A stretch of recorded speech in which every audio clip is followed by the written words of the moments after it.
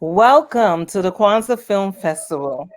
Today we are inspired by the principle Ujima, collective work and responsibility. And we have some exciting guests from all over. One, we have Bobby Diggy, the president of the Nigerian in the diaspora. Then we have Melissa Adim. I'm sorry, I don't want to mess up anyone's name. Adem Yemo, Adiemo. producer Adeyemo, which is Yes. beautiful. Producer, Thank founder you. of Manera Studios. And then Yes. we have Natural Langdon, a filmmaker. And, it's always been my, biggest goal is to see us working together from Africa to United States, from Jamaica to Brazil, wherever we are, Africans coming together and producing films. And so, this topic that we're discussing today is how to produce from USA to Africa. And whatever that means to you, I would like for each person to introduce themselves and say a little bit about the topic.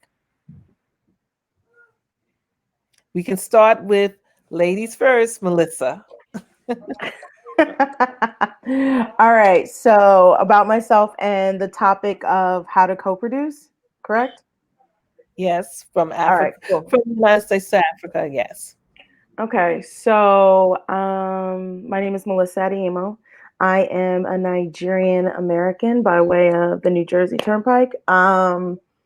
I was born and raised in the States, but I'm first gen. So I have parents who immigrated from Nigeria here in the 80s.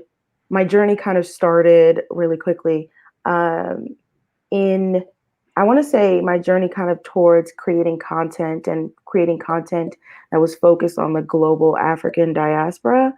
Um, I would say it in high school, actually. I took a course called Modern Africa, and it framed a lot of the things that you kind of hear about and or see in different parts of the continent, not necessarily Nigeria, but it kind of set my passion afire. And since then, I have been working in some way, shape, or form to try and reframe how African people, and specifically like Nigerians at the moment, are seen. I chose media because, like most people, I just had no interest and or passion in medicine, which was the supposed career path that I was going to go on. Fast forward, I have been working in media and entertainment since I was in college, I'm dating myself. Ooh, it's been 19 years. So I've been working in media and entertainment since then. And yeah, like I love what I do. I'm currently the producer. I produced my first feature, which was Amofe, which was actually produced in Nigeria by and directed by Ari and Chuko Asiri, first time twin directors who I feel like are the future of not just Nigerian cinema, but African cinema. And yeah, we had a film that premiered at the Berlinale. We've been touring around the world.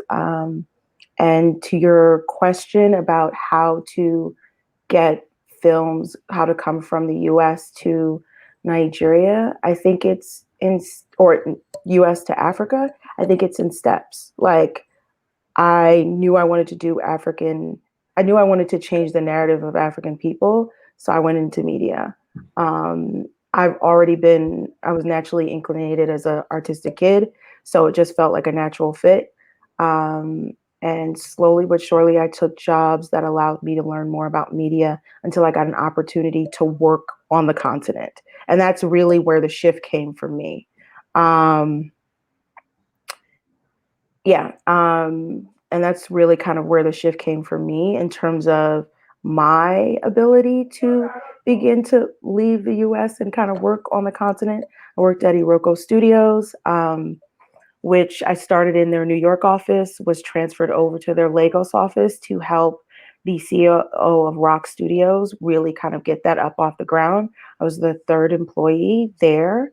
And it was amazing because it really was a top bottoms up idea of what it takes to like run a studio like and develop content, from acquisitions, from acquiring it to trying to finance it to online producing, everything in between. And I fell in love with it then, chose to go to business school just to have a better frame of mind on how to create a business, and have been working in content since. But to answer your question directly, I think you go from the US to Nigeria in steps, like, or I keep saying Nigeria, I really mean Africa.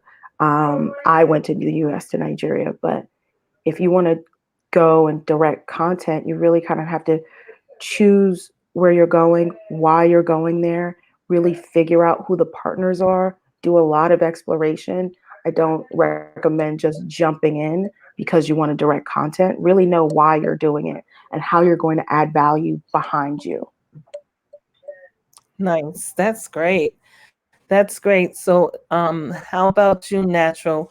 What has your experience been? First of all, tell us a little bit about yourself, and you can answer that same question. And I know not everyone actually necessarily went to Africa and do a film, but they have had experiences abroad in the diaspora.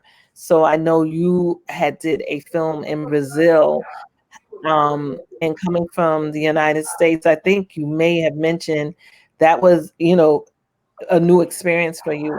So can you talk to us a little bit about what you do and what you've done abroad with film? Yes, peace. Natural Langdon, writer, producer, filmmaker, and I've been traveling to the continent, to Africa, about 25 years ago. I had the opportunity just to pick up one day, very little planning, very little anything, grab the camera and go on a voyage, a search to Africa. The first stop was Morocco, and I was just documenting my travels, and things were totally different than compared to now because I just recently went back to Morocco about 3 years ago and shot some new stuff, shot some content with artists. And in the same vein, I just went back out there and kind of retraced my steps. And once I got on the ground, I started working with different artists to produce content. For me, I think there's so many different ways to produce and get into the market there. For some people, they have connections and contacts. For myself, originally I didn't. I started building my contacts on the ground and really, just connecting with artists. But I had a vision in terms of wanting to show Africa in a way that it wasn't shown from the schools or the perspectives of America. When I saw Africa, it was more from a European perspective or mindset, and I wanted to expand that. So just recently, I shot some content in Nigeria at the Olojo Festival, documenting that, and then I shot some content in Ghana and then Ethiopia. So the way I've been. Oh, and also I just shot a music video in Egypt. So I've been shooting a lot in Africa, and as you mentioned, I've been shooting in the diaspora as well in Brazil, Haiti, Cuba. So I've been moving around in the last 5 years, really connecting. But I feel like this is the best time to connect with Africa or the African diaspora via the internet.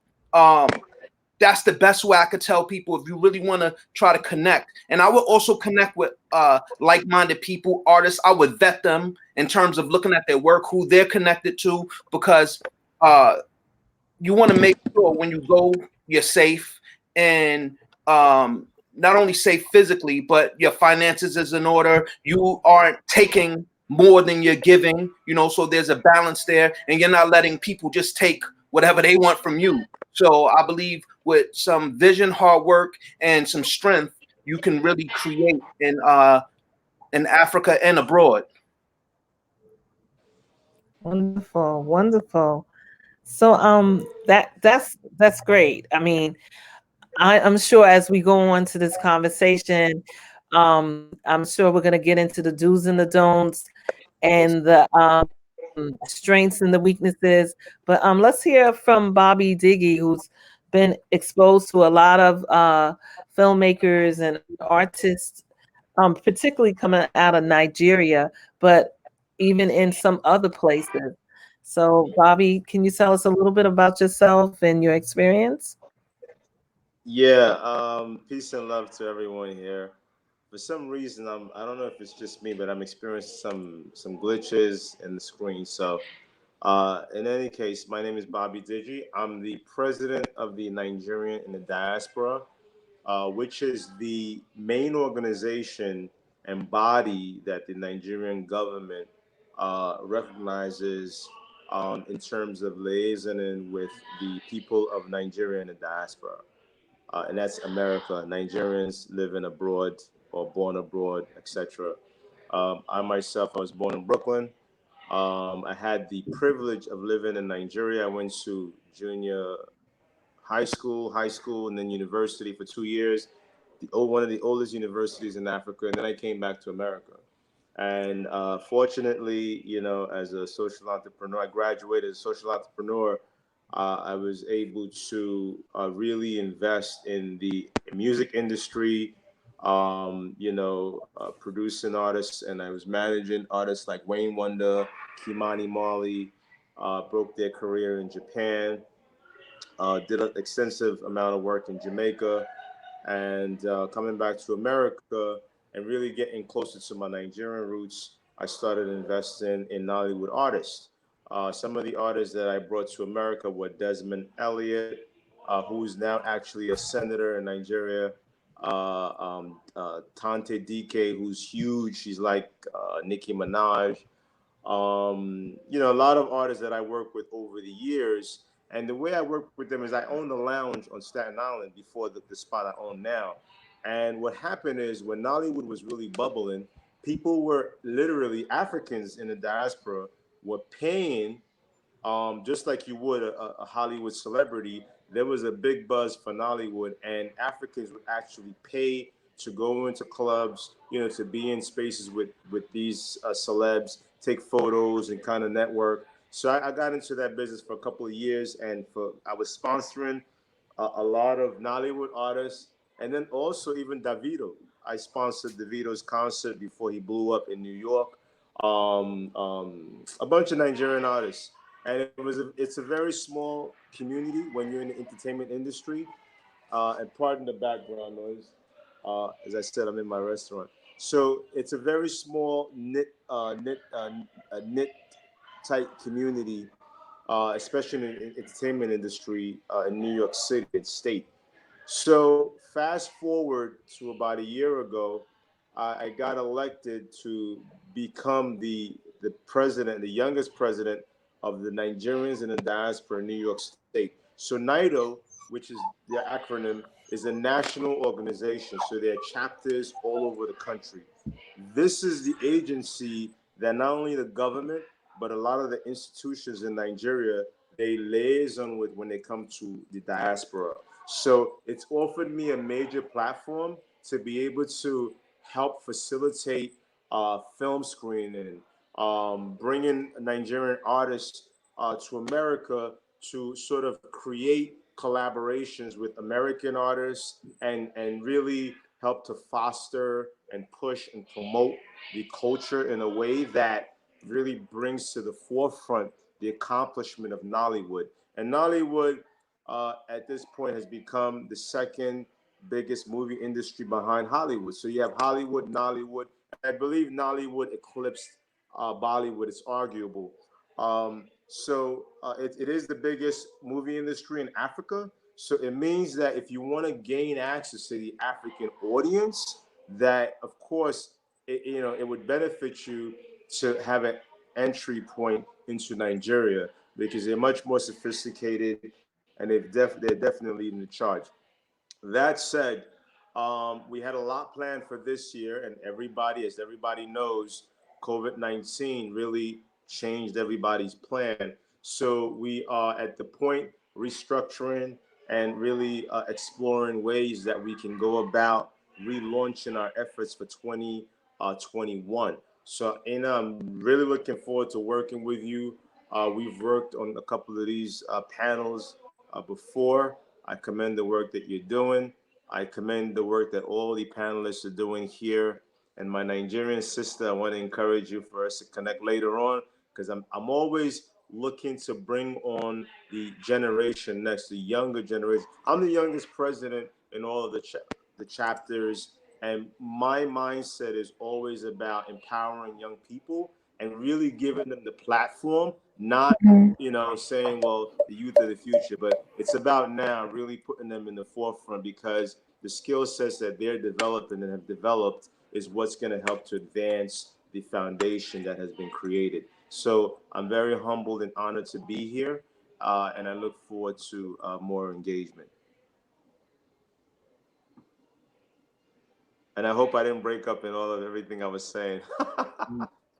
No, you were perfect. All right, great. I think I'm muted. You were muted. Oh, that's incredible. That's incredible. Because it sounds like now it's a new time and we need to come up with a couple of cookie cutters or pipelines on how to get films made. Here in the States, there's a lack of inclusion when it comes to African Americans and in Hollywood and many of the other studios. Yet and still, the money that we spend to make a movie here, we could be collaborating with someone in Africa and creating a great movie for maybe, from my understanding, $250,000, $1 million. Where here you're knocking on doors, you need $15 million to have a credible movie most of the time when it comes to Hollywood. So first of all, whoever controls the story, whoever controls the narrative, tells the story. And we need to control our narrative. Many African Americans here believe that they talk about Africa as if it's one country and they don't know the variations and the different countries. So how can it change the way we perceive each other if African American filmmakers and African filmmakers or Haitian American, or I'll go all through the diaspora, if we begin to collaborate and do films together and telling the stories about our relationships with one another? Would anyone could jump in on that question?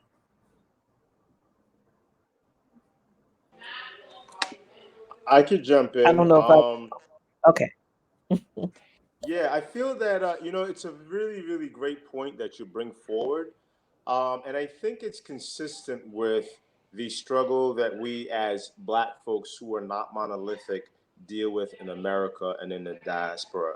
There's that constant yearning for unification of continental Africans, African Americans, and Caribbean Americans as well.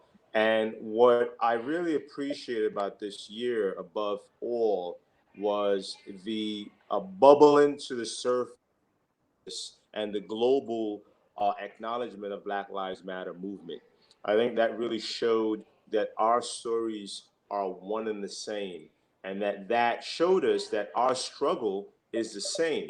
And my prayer and my hope is that the ancestors continue to open our eyes to the commonalities that we as Black people, people of the African diaspora, have in common. And our stories are the same. You talk about stories of oppression.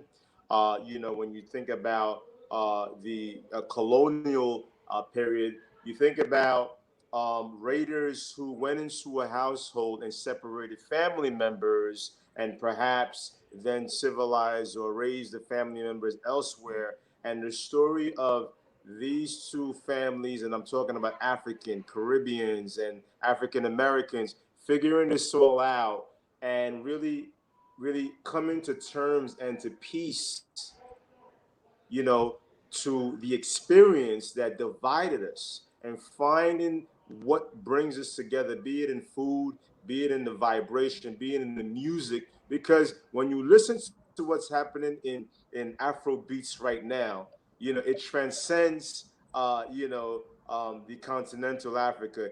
It's here in America, and you find that Chris Brown can collaborate with a DeVito, for instance. You find like Chronix collaborating with a Burner Boy. You understand? That is evidence Right. of what is possible. And you can hear the sonic in the sound. You can hear the unification in the sound.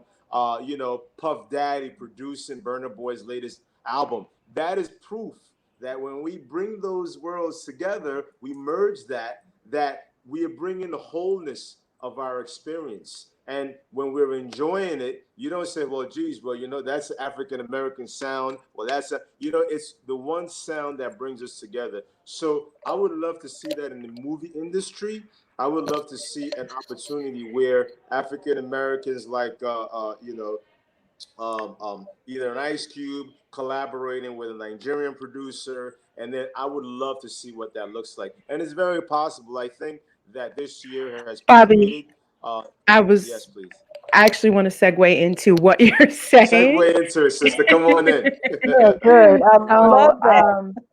I think that to Bobby's point, I do think that that kind of cross maturation within the global African diaspora, where somebody from Nigeria can work with somebody in America, and you're seeing conversations between somebody in Brazil and Cuba happening with somebody in Cameroon or Benin, like those things are starting to happen. Now, to Bobby's point, I think that music was the place where it paved the way for that kind of cross-cultural conversation. But I think that you will see more of that in film and television. I'm in constant conversations with people. Like I was talking to Mateus, the director of Shine Your Eye.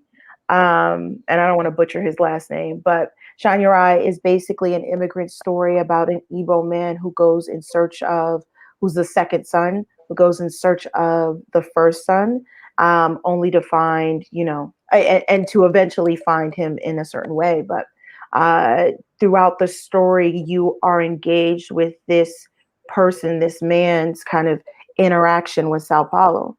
And in that conversation, this was a conversation that we had on Clubhouse, which is a new platform that I feel like everybody should be on right now, because there are tons of like amazing conversations that are happening, to Bobby's point, where it's to the point of the question, really, where people in the States are talking directly to people in the UK, and people in the UK are talking directly to people in Brazil, and all of us are trying to really have conversations about what the other needs and what the other's perspective is in terms of where they're at. And so I think that you're going to see more of that in film. But just to kind of take a step back to Shine Your Eye in particular, what Mateus did to make that film is he worked with several Nigerian writers to bring that film to life. The lead actor is a Nigerian actor who comes from the Nollywood set, Osi Okeje.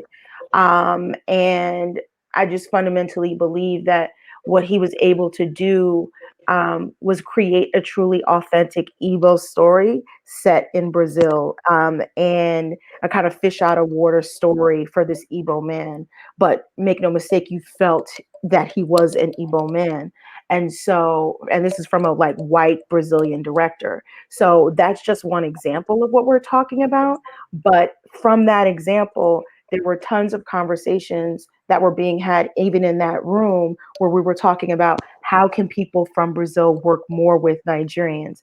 If Brazil is the largest has the largest Black population outside of Africa. How do we get our films over there? Like, how do we start working more with people over there and vice versa? Especially since right now, because of the current government, Brazil in and of itself, their film industry has been waning.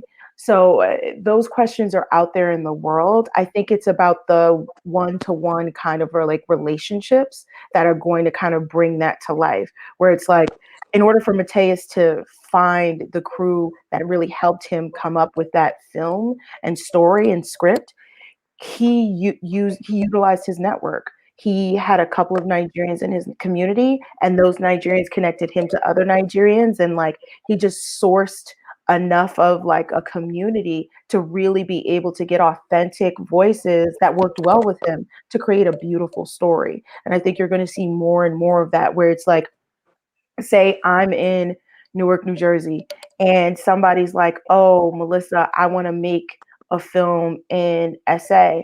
I'm like, well, I'm not from SA and I don't have necessarily the knowledge to make that film, but I do know a couple of film producers in SA, and I know like a commissioning editor at Mnet or something, like, and I'm not saying I do, I'm just making things up, but for the sake of the argument. But essentially, like, you're utilizing my contacts allows that person to have a gateway and a bridge to South Africa to create that content. And to Natural's point earlier, in terms of sourcing like the people you're working with, it's both about your safety, but also about like your peace of mind. Like when you're creating something, like you're giving birth to something, whether you're the writer, director, or the producer, or the investor. Like it truly is a massive investment of time and resources to actually produce anything.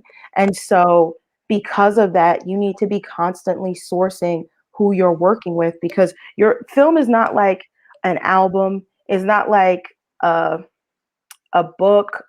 It's a very different and particular beast. And even television, like television and film are like very particular beasts in that these can tend to be lifelong investments. Like if we're talking like the old school way of how things were done, where we're talking about theatrical windows and like airplanes and SVOD, HBO, and all that other stuff, as opposed to the buyouts that we now have.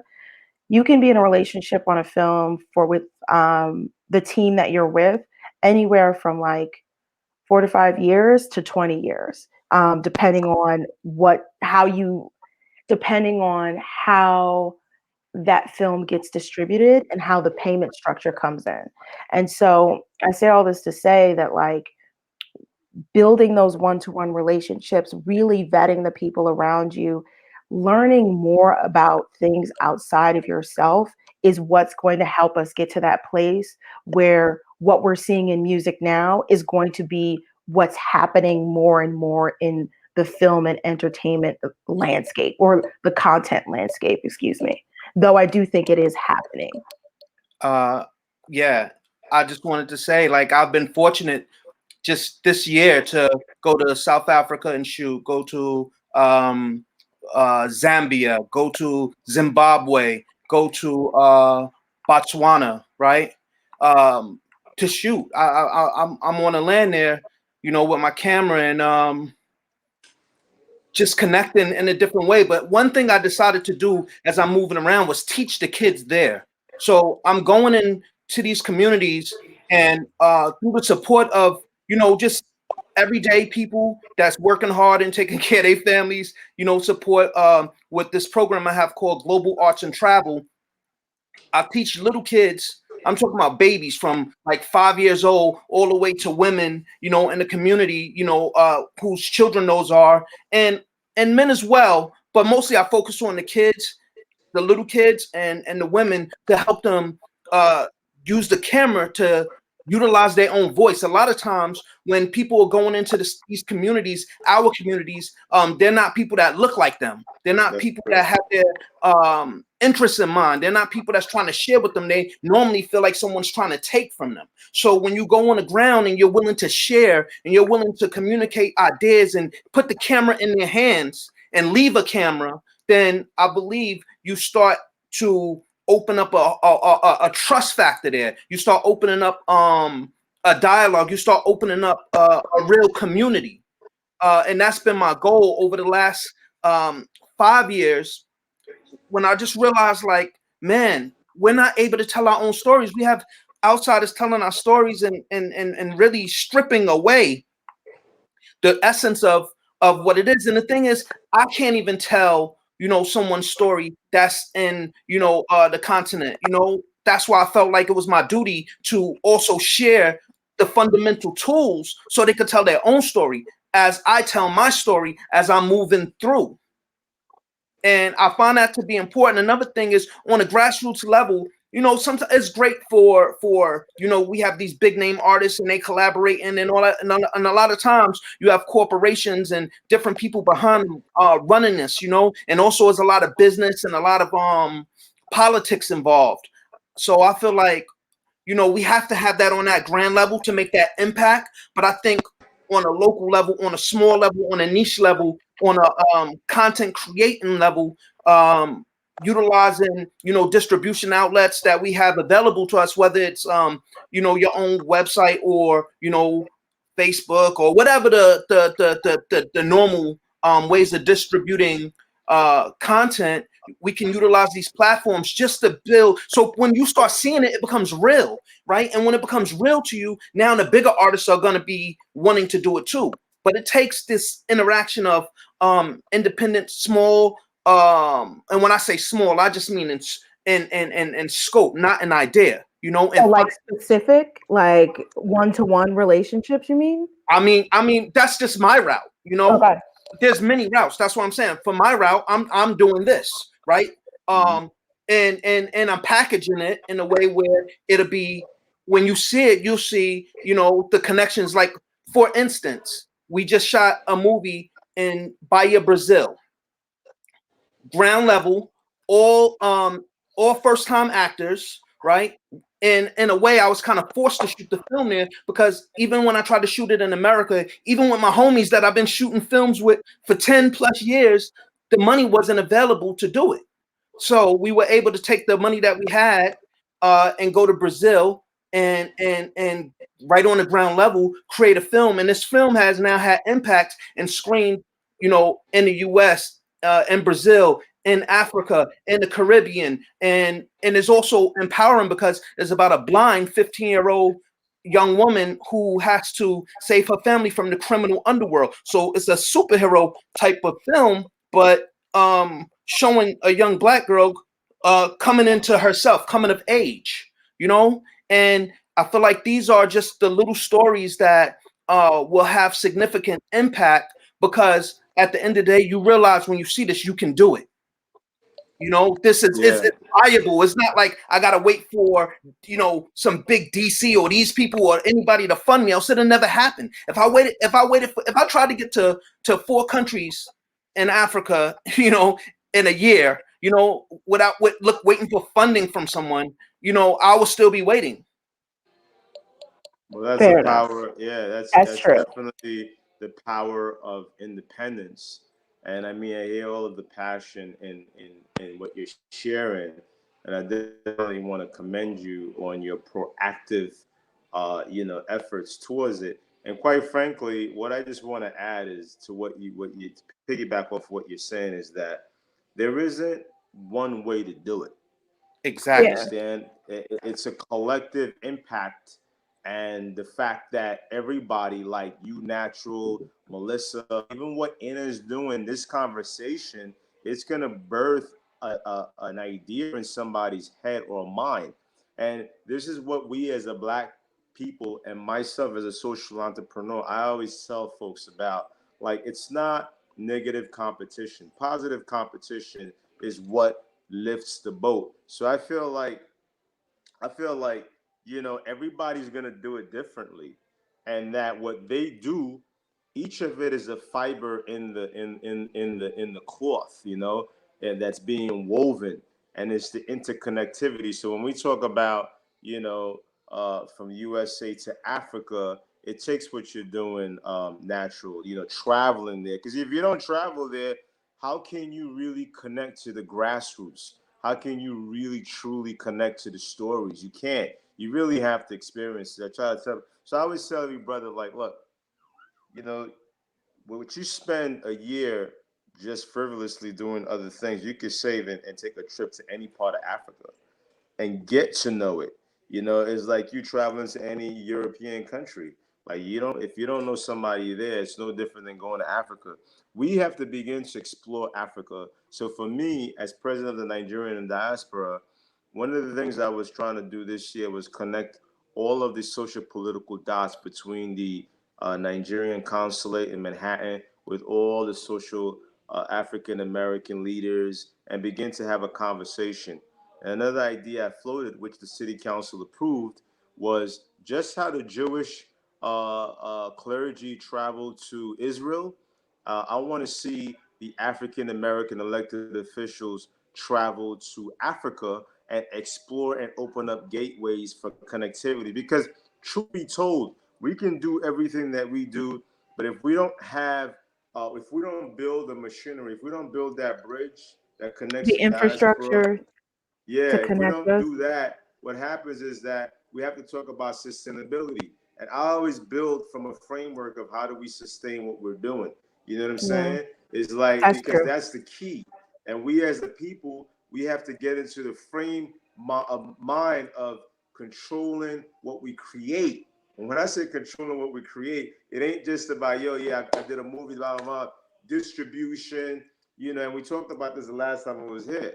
And this all connects in being able to articulate the importance of city and state and federal government investing in cultural exploration. When you talk about reparation can happen in many ways. You know, you have to, America has to be held, you know, it's being held accountable. But when we talk about reparation, we got to talk about, you know, remember this, during slavery, what they did, which was they were successful in, is that they erased the culture and the history of the African slaves, or let me not say African slaves, I got to correct myself, the enslaved, because they weren't slaves. These were kings and queens from the continent who were captured and brought here. So there was a brainwashing that occurred. So now that you talk about what you talk about, Natural and Melissa, what we're talking about is selling our stories to our people and really being the narrators of our narrative. You know, and there's a group I'm working with on Staten Island called Changing the Narrative. So in order to do that, you need funding. Okay? In order to do that, you need city, state, and federal support, investment in cultural institutions in Black and brown communities. Because when you look at the investment, the white owned and led institutions, when you look at the dollars they get from city, state, and federal, I'm talking about is a 10,000 to a 1,000 that a Black or brown cultural institutions getting. So there's multi-layer and there's a multi-pronged approach that has to be taken. That's why it's important that we in our collective fields master our fields. And what we do is we support each other and form Voltron. We don't tear apart. You know, we don't say, well, you know, that person could have been doing like this, could have been doing like that. No, you take what the person's doing and you can add on or build on.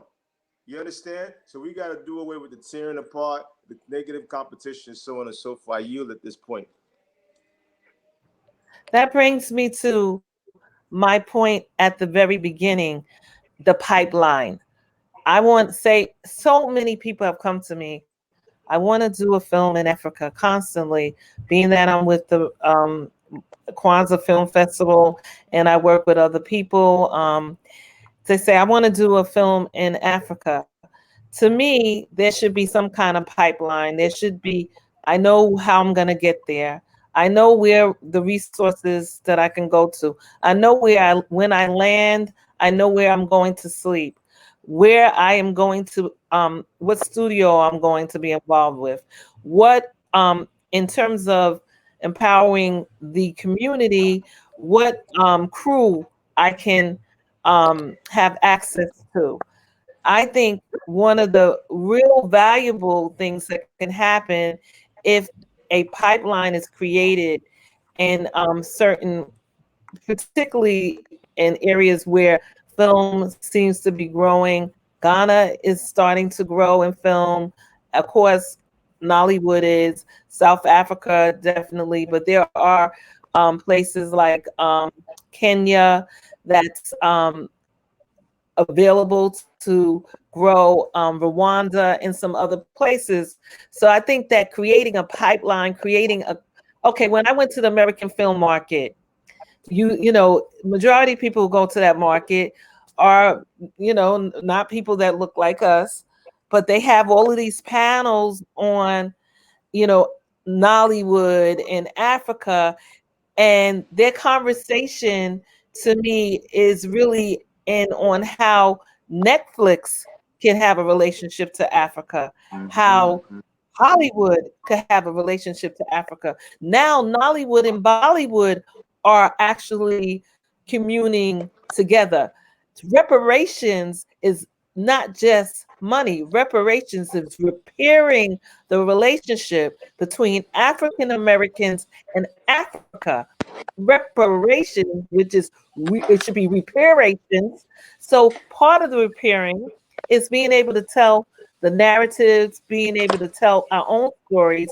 Whoever tells the story, whoever tells the narrative will control the story, right? So if you have all of these other people with other intentions coming in that have money, sometimes, yeah, you may want the money, but sometimes we have to look at the long-term effects and have some value in us collaborating collectively, working together, using cooperative economics to get projects done. Because I'm constantly being asked, I want to do a project in Africa. Most of the time, that person has content that is relevant universally when they say that. And why do I have to go to Australia or Canada or all those places when we could go to what we call here the motherland, right? But I think what you mentioned, Bobby, about there are people who make sure that people go to Israel, right? But people don't. There are like accounts. Like if you want to go to Israel and you never went there before, and you're Jewish, there's billionaires that have money to make sure that Free, you go to free. Israel. But that Yeah, is not free of happening charge. in our Yeah, relationship. Some feedback on so that. with Birthright, that's what we're talking about, Birthright. It essentially allows like people who are Jewish and particularly American Jews. I don't know if it's beyond the American Jewish population, but I do know a number of Jewish people who had their Birthright trip. I think it happens between like 18 to like 30. You're given the opportunity to go to Israel and really connect with what is their motherland.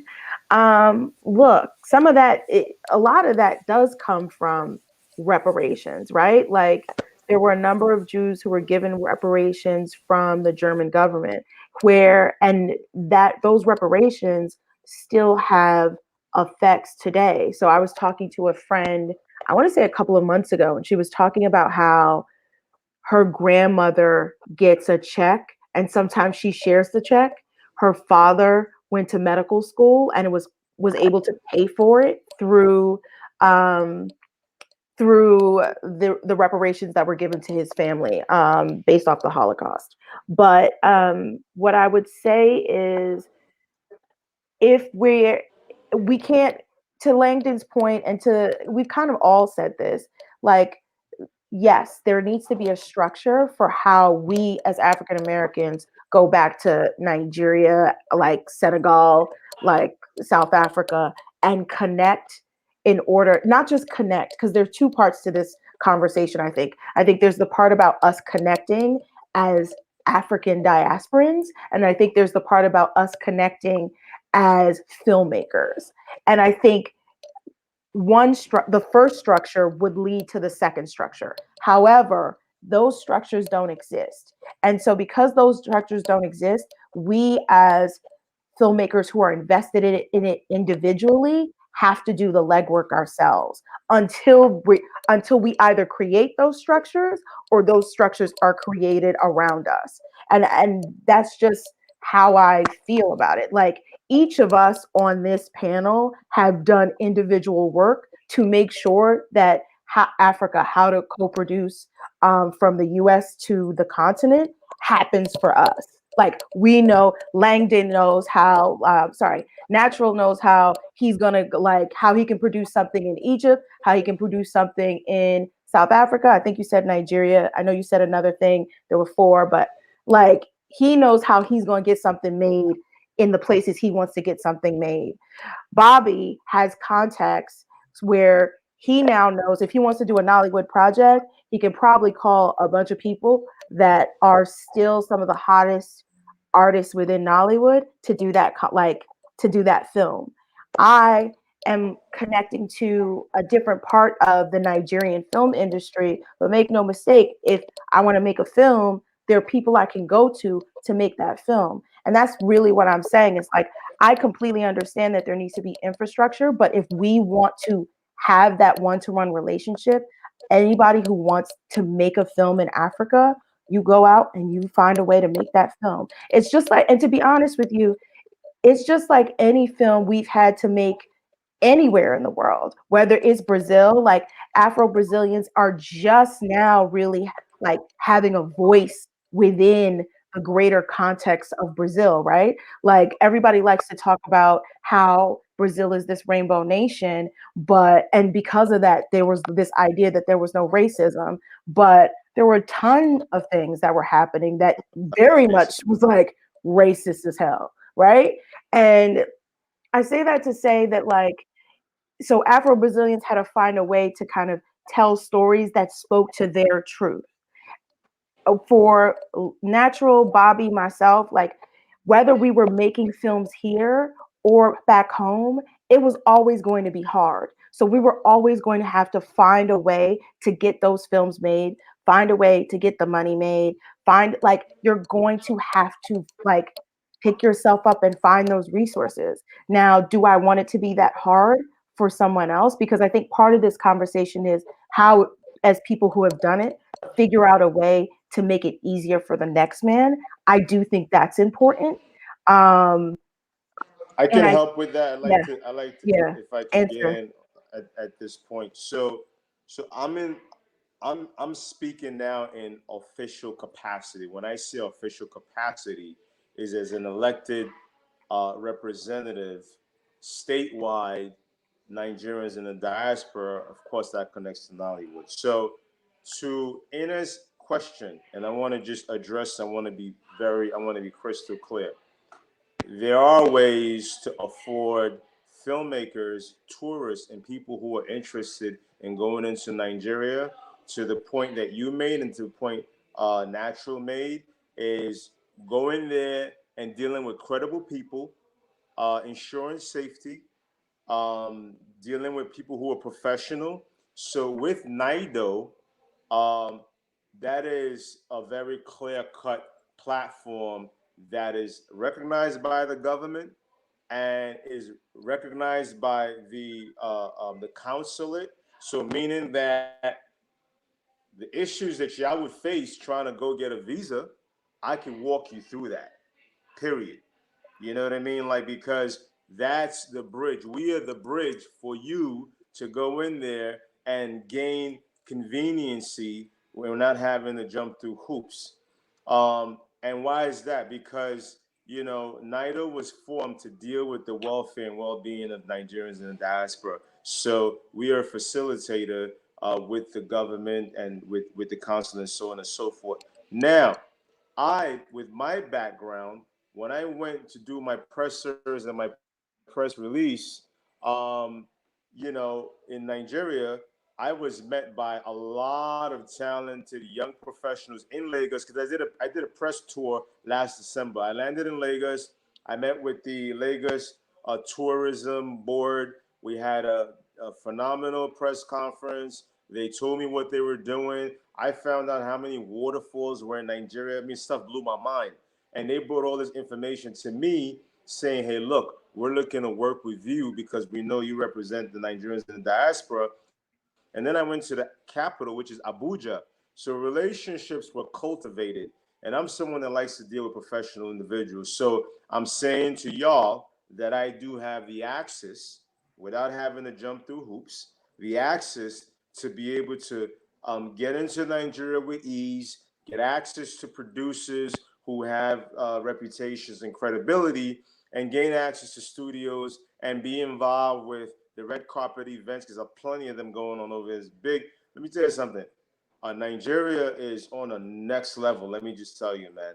Like, you got to be there to see what's going on there. These guys haven't figured out. It ain't even what you think it is. I mean, when you see like an event, a Nollywood release or a viewing, top notch, top notch, top notch. Red carpet, soups and nuts. It's all done professionally. The media is there. So I already have that. It's not about experiments, whatever.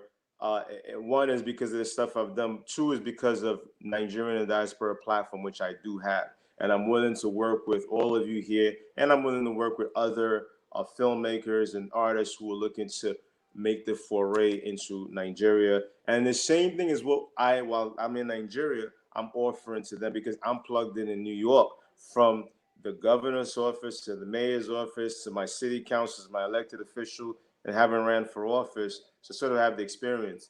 And I want to see people, creators, be able to create with ease without having to deal with the guessing game, to be able to just focus on content and the outcomes and deliverables that they're looking to produce in the end product. So, yeah. I actually want to make a couple shameless plugs to some people I've worked with in the past on the continent, and specifically Nigeria, because that's still where I do most of my producing, at least for right now. The main financier, backer, and logistical partner that we had on ground was Guardian Studios. They are an up and coming, well, actually it's GDN Studios, but they are affiliated with Guardian NG, the major newspaper owned by and operated by the Ibu family.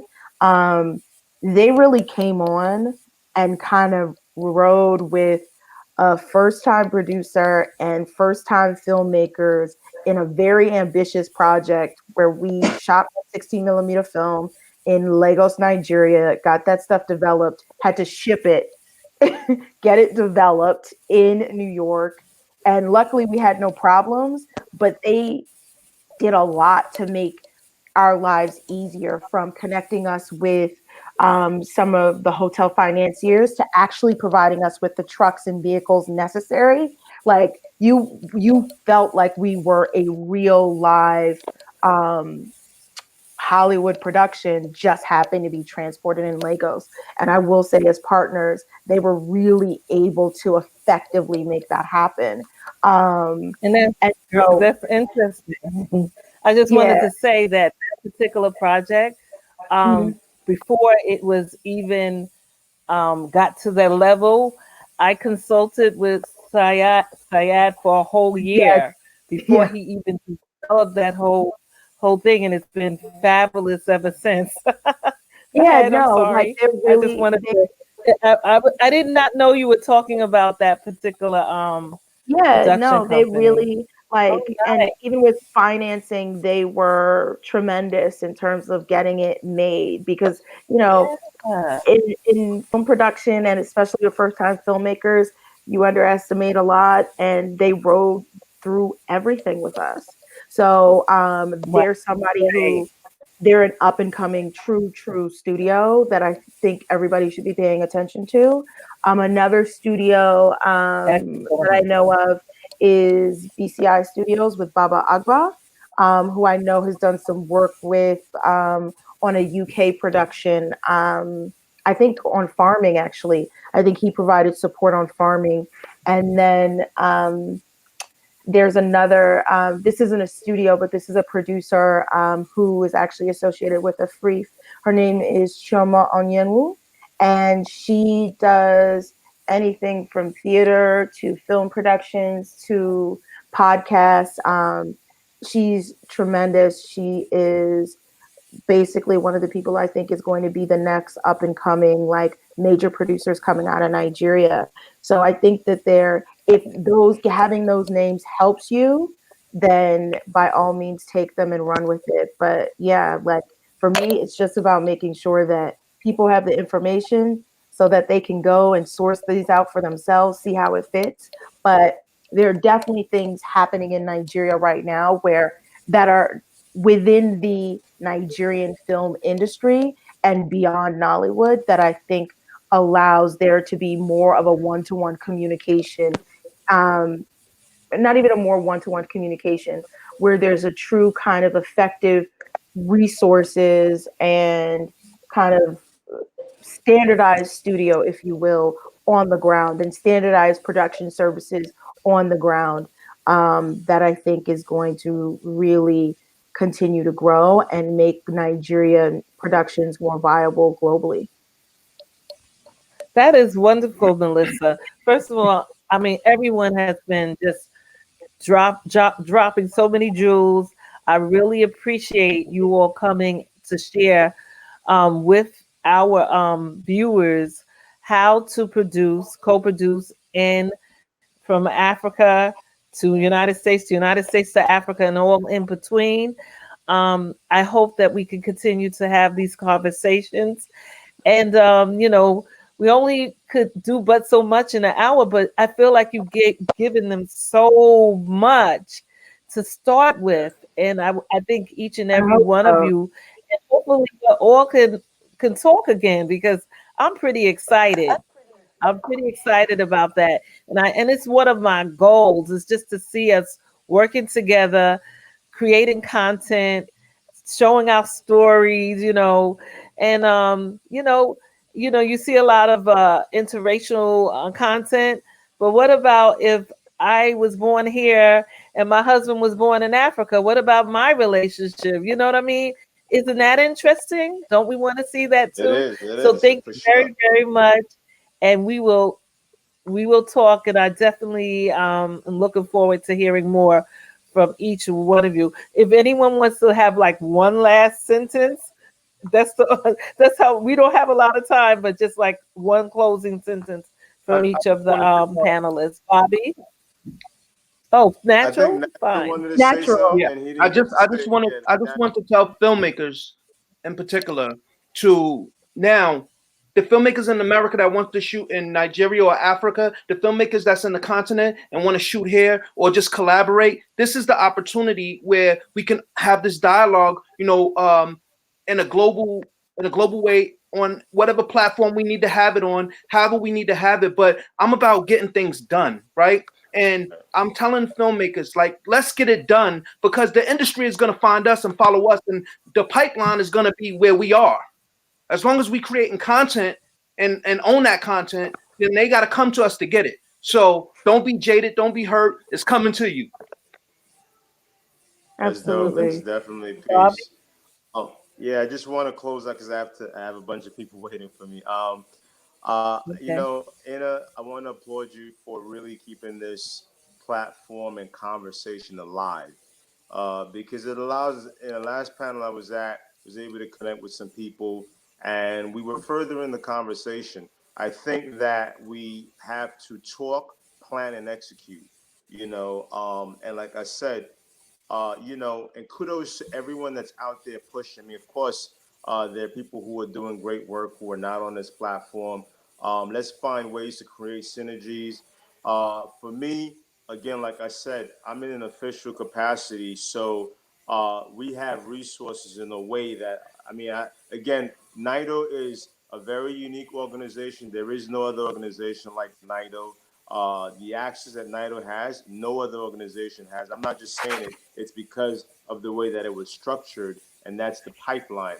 I want to offer that to people who are looking to gain, an experience that's painless. Of course, everybody's going to learn their own issues. So once again, is Nigerian diaspora, New York. It's NIDO, and you can contact me at bobbydg.dd@gmail.com. That's my Gmail. If you're located on Staten Island, I own the only Black-owned and Black-led art gallery and multidisciplinary space, which I open up to our people. If you're here and you're eating, check out my restaurant. It's Paulo Henry's Public House. We also own a clinic in the borough. So I'm about ownership, Black empowerment, economic empowerment. So these are resources that filmmakers are looking for. You know, if you're looking for a clinic to do a shoot, they're looking for us to do a shoot, they're looking for an arts gallery to do a shoot. I'm telling you that I'm willing to work with you to make it happen so that you can gain these spaces and blacks supporting blacks. Once again, it's a pleasure to be here. It's an honor. Kudos to you, Melissa. Kudos to you, Natural Inners. Oh, Peace and respect, love to Bobby. all of you. Thank Respect. And Thank the other you. you. brother in the back behind the scenes Thank, doing the thank you. tech Thank work. you. All right, love to everybody. Peace. Love, love. No, Peace, go Bobby. with Love. family. No problem. Got Melissa, it. you have any last words? Yeah, I think that yes, there's a need for infrastructure, there's a need for financing. We There is so much that as Black filmmakers we still have to do for ourselves. But make no mistake, like if you want a film made, whether it be here, whether it be Brazil, whether it be on the continent, whether it be in Timbuktu, go after it. It's up to you Yes. to make that film. It's your choice, it's your decision. And if you want it done, you have to do it yourself. You have to, unfortunately, we still in the place where we have to build our own bridges, but I promise you, like you will get to the other side where it's worthwhile. And all of a sudden you have a community of people that you respect and want to work with and who want to work with you. You just have to do the Thank work. you. Thank you so much. This has been a wonderful, wonderful evening. Kwanzaa Film Festival thanks you. And we're asking our audience definitely leave some feedback in the chat room and look for our next workshop. Thank you and have a good night or day or afternoon.